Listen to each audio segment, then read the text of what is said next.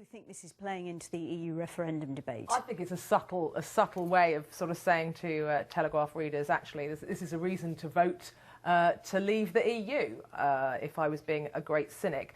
I mean, I get the criticism. However, it's not like when you rock up to an Afghan training camp, they put a stamp in your passport. And there are 65 million people in this country. It's quite difficult to tell where they all go for their holidays. So I think I get the point they're making, that compared to entering the States, which really is quite a challenge if you try to get into the States, and they have very strong border control. Sorry, I just touched your knee there.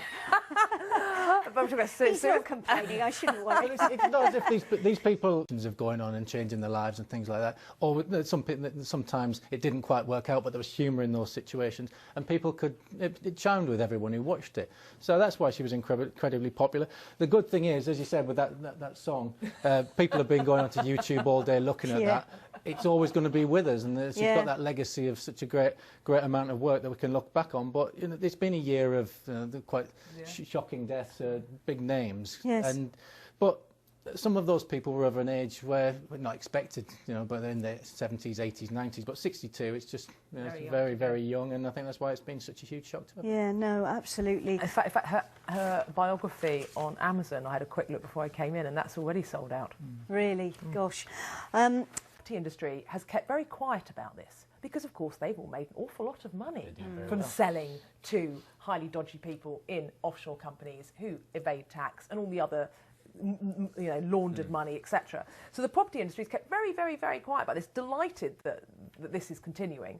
But, not only is London should not be a centre for people to pile their dirty cash, but also, one wonders how long it's taken the government to do this. There's been plenty and plenty and plenty of warning signs. In the meantime, people who actually live in London, pay their taxes, contribute to the economy, can't afford to buy a home. It's utterly ridiculous. They should have cracked down on it an awful long time ago. It still seems a little bit woolly, because in the detail of it, it says their officials are still debating whether the words on the seats. All I can say is I'm delighted we only have the front page and not page 17, because that's where you'll find it on the Eye tomorrow. Imagine if it was too hot in there. I shall leave everyone with that enduring image. That's it for the papers tonight. Before you go, though, these...